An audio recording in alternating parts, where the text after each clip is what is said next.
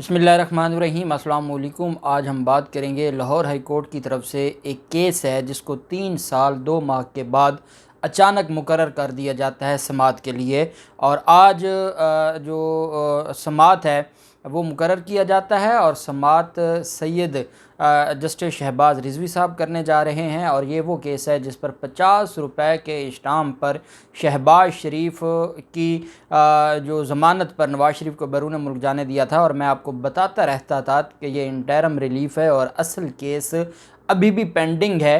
अभी ये केस जब हुकूमत तब्दील हुई है, बदकिस्मती ये है कि पिछली हुकूमत और नैब का बहुत बड़ी उनकी नाकामी थी कि वो ये केस फ़िक्स नहीं करवा सके थे या वो करवाना नहीं चाहते थे। ये जो भी मामला है या जो NRO दिया गया था ये उसका हिस्सा था, जो भी रीज़न है।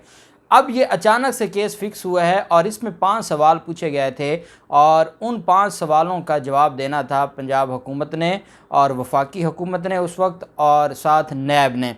केस आज समाअत के लिए फ़िक्स हुआ है, उसकी बड़ी अहम तफसीलात मैं आपके साथ शेयर करने जा रहा हूँ। साथ हम बात करेंगे कि पंजाब में आइनी बहरान के हवाले से जो राय तलब की थी गवर्नर पंजाब ने एडवोकेट जनरल पंजाब से, उन्होंने वो राय दे दी है और मामला ऐसा कुछ तब्दील हो रहा है कि दोबारा जो बुज़दार हुकूमत थी वो बहाली की तरफ जा रही है और गवर्नर पंजाब ने ग्रीन सिग्नल दे दिया है।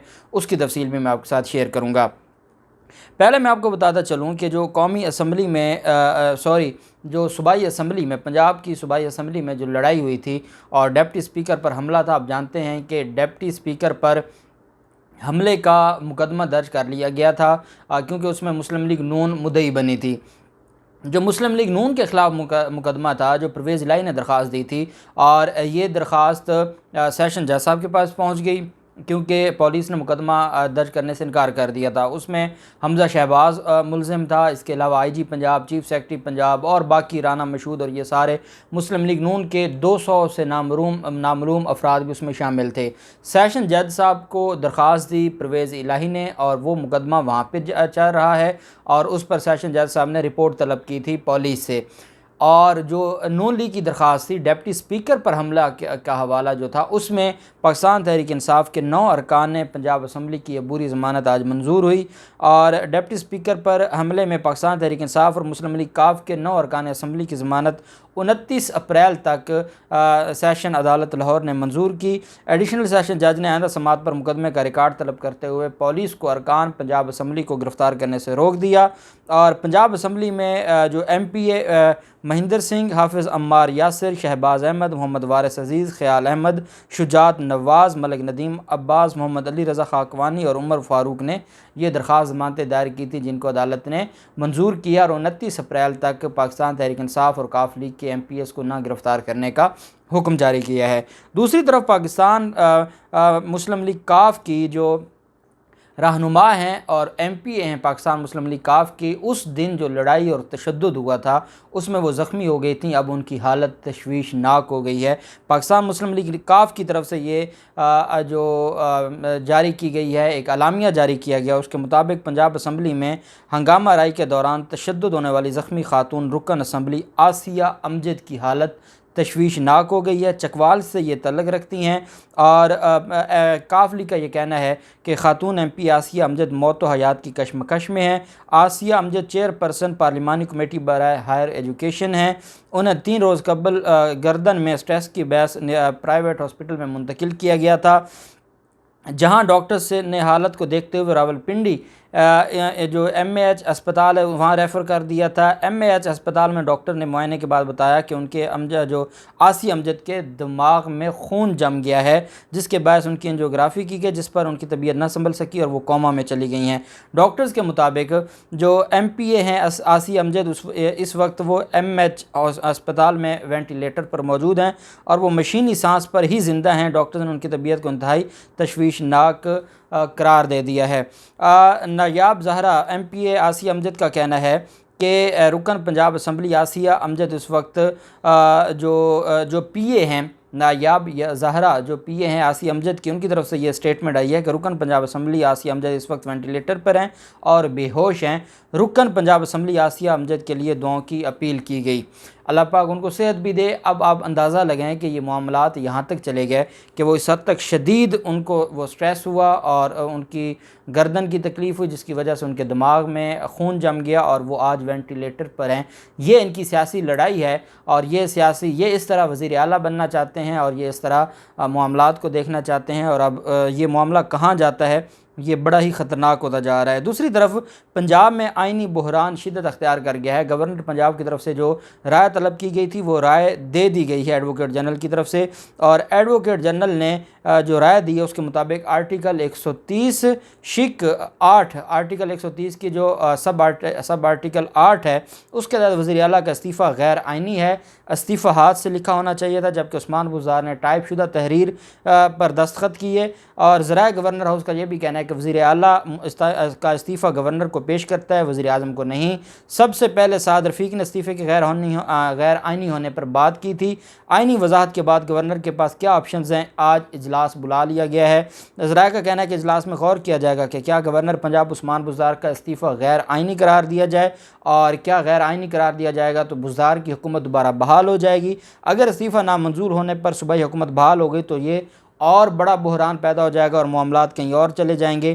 पहले भी आप जानते हैं कि गवर्नर पंजाब ने जो जिस तरीके से उनकी जो बयान है, जो हलफ है हमज़ा शहबाज का, वो हलफ लेने से इनकार कर दिया था और उसको मौखर कर दिया था, जिस पर यह सारे का सारा मामला हुआ था।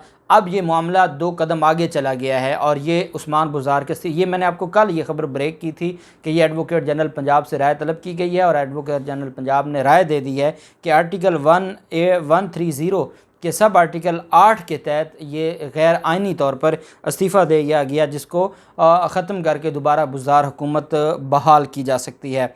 अब हम आ जाते हैं नवाज़ शरीफ के जो दरख्वास्त थी ECL में नाम ख़त्म करने के हवाले से, और ये वफाकी हुकूमत के ख़िलाफ़ दरख्वास्त थी, उस पर 2 बरस 3 माह बाद उसको समाअत के लिए मुकर्रर कर दिया है ऑनरेबल लाहौर हाई कोर्ट ने। लाहौर हाई कोर्ट का 2 रुकनी बेंच वज़ीर आज़म शहबाज शरीफ की दरख्वास्त पर कल समाअत करने जा रहा है। शहबाज शरीफ की दरख्वास्त की आखिरी समाअत 20 जनवरी 2020 को हुई थी। अदालत ने 16 नवंबर 2019 को नवाज़ शरीफ को इलाज की गर्ज से बैरून मुल्क जाने की इजाज़त दी थी। अब आप अंदाज़ा लगाएं, 16 नवंबर 2019 को इंटरम रिलीफ के तौर पर 4 हफ्तों के लिए नवाज़ शरीफ को बैरून मुल्क जाने दिया गया था और जो मेन केस था वो पेंडिंग था, और वो केस 20 जनवरी को लगा था, जिसमें 5 सवालों का एक जायज़ा लिया गया था कि ये 5 सवाल हैं और इनको हम देखेंगे।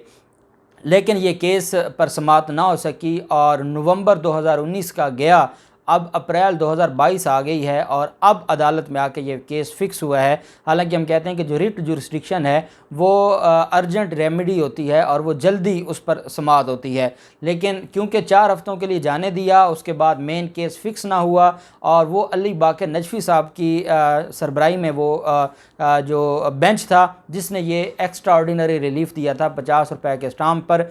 अब ये जो बेंच है ये जस्टिस शहबाज अली रिजवी साहब और जस्टिस अनवारुल हक पुन्नू साहब, जस्टिस अनवारुल हक पुन्नू साहब ये साबिक़ हाई कोर्ट बार के सदर भी रहे हैं, और जस्टिस शहबाज अली रिजवी साहब, ये 2 रुकनी बेंच है जो समाअत करने जा रहा है। और मुस्लिम लीग नून के कायद नवाज़ शरीफ की इंडेमनिटी बॉन्ड्स के ख़िलाफ़ दरख्वास्त बाकायदा समाअत के लिए मंजूर कर रखी है। आप जानते हैं कि जो नवाज़ शरीफ की दरख्वास्त थी और उसमें उस वक्त की जो वफाकी हुकूमत थी इमरान ख़ान की, उन्होंने कहा था कि इंडेमनिटी बॉन्ड आप दे दें, इंडेमनिटी बॉन्ड देने के बाद आप चले जाएं। उसको चैलेंज किया था और अदालत ने इंटरम रिलीफ के तौर पर कहा था कि 4 हफ्तों के लिए इसका नाम ECL से निकाल दिया जाए, और फिर वो सिलसिला शुरू हो गया मेडिकल, जो हर महीने मेडिकल बना के पेश करने का। अब उस पर 5 सवाल उठाए गए थे, 5 कानूनी नुकात थे जिसको अदालत ने कहा था कि जो बहस के लिए तलब किया था वकला को। अब उसमें ये कहा गया था 5 नुकात जो सवाल थे, उसमें पहला सवाल ये था कि क्या सज़ा याफ्ता मुलज़िम को बैरून मुल्क जाने की इजाज़त दी जा सकती है। मुलज़िम को बैरून मुल्क भेज दिया, 50 रुपये के स्टाम्प पे बैरून मुल्क भेज दिया गया। 16 नवंबर 2019 को भेजा और अप्रैल 2022, आज अगर ये जो कल समाअत होने जा रही है ये 20 अप्रैल है, 20 अप्रैल 2022 और 16 नवंबर 2019 सवाल क्या फ़िक्स किया कि क्या एक सज़ा याफ्ता मुजरिम को बैरून मुल्क जाने की इजाज़त दी जा सकती है। अब अंदाज़ा लगाएं हमारा जो निज़ाम इंसाफ़ है क्या मेमोरेंडम में आयद की गई शराइत को अलहदा किया जा सकता है या उनको निकाला जा सकता है। अदालत की जानिब से ये पूछा गया था कि वफाकी हुकूमत ECL ऑर्डीनेंस के तहत कोई शराइत लगा सकती है जो इंडेमनिटी बॉन्ड की शर्त थी। क्या ECL का जो कानून है उसके तहत वफाकी हुकूमत को शराइत आयद कर सकती है। क्या इंसानी बुनियादों पर इंतहाई बीमार शख्स के ख़िलाफ़ इस तरह का हुक्म जारी किया जा सकता है। क्या ज़मानत मंजूर होने के बाद ऐसी शराइत लागू की जा सकती हैं। अदालत की जानिब से कहा गया कि अगर शराइत लागू की जा सकती हैं तो क्या ये शराइत अदालती फ़ैसले को तक़वियत देंगी। अदालत ने वफाकी काबीना की 8 मिलियन पाउंड यानी 25 मिलियन अमरीकी डॉलर्स और 1.5 अरब रुपए के इंडेमनिटी बॉन्ड जमा कराने की शर्त मुअत्तल कर रखी है। और अब पहला सवाल ये उठेगा कि इस्लामाबाद हाई कोर्ट में उसकी ज़मानत थी, वो उस वक्त ज़मानत पे था जब वो बैरून मुल्क जा रहा था। इस्लामाबाद हाई कोर्ट ने उसको, वो सज़ा याफ्ता था, उसको इश्तिहारी डिक्लेयर कर दिया और उसके बारे में अदालत ने सख्त अल्फाज में कहा कि वो धोखा दे कर गया है। अब जब इस्लामाबाद हाई कोर्ट, अब जहाँ पे उस वक्त जब क्वेश्चन था, ये अराइज तब हो सकते थे जब वो उसकी सज़ा सस्पेंड थी, अब वो वहाँ से एब्सकॉन्डर है। जब इस एब्सकॉन्डर है तो उसके बाद फिल फौर ये दरख्वास्त खारिज होनी चाहिए। अब इस पर बहस बनती नहीं है, ये दरख्वास्त अपनी अहमियत खो चुकी है, ये दरख्वास्त अपनी जो लीगैलिटी थी वो खो चुकी है। क्योंकि इस्लामाबाद हाई कोर्ट, जब लाहौर हाई कोर्ट ने इंटरिम रिलीफ दिया था तब नवाज शरीफ की सज़ा सस्पेंड थी। आज जब इस पर दोबारा समाअत होगी, नवाज शरीफ की सज़ा सस्पेंड नहीं है, कोई ज़मानत नहीं है, बल्कि वो इश्तिहारी मफरूर और ताहयात उसके दायमी नाकाबिल ज़मानत वारंट गिरफ़्तारी जारी हो चुकी है और उसकी जो जायदादें हैं वो ज़ब्त हो चुकी हैं। ऐसे में मैं समझता हूँ कि लाहौर हाई कोर्ट को इन 5 सवालों में नहीं पढ़ना चाहिए। लाहौर हाई कोर्ट को इस दरख्वास्त को इस वजह से खारिज कर देना चाहिए कि इस वक्त वो ज़मानत पर नहीं है और लाहौर हाई कोर्ट इस केस को अब नहीं सुन सकता। देखते हैं ये मामला कहाँ जाता है और ये ऊँट किस करवट बैठता है। जो भी तफसीलात होंगी आपके साथ शेयर करते रहेंगे। अल्लाह पाक पाकिस्तान का में नासिर हो। बहुत शुक्रिया। अल्लाह हाफिज़। पाकिस्तान जिंदाबाद।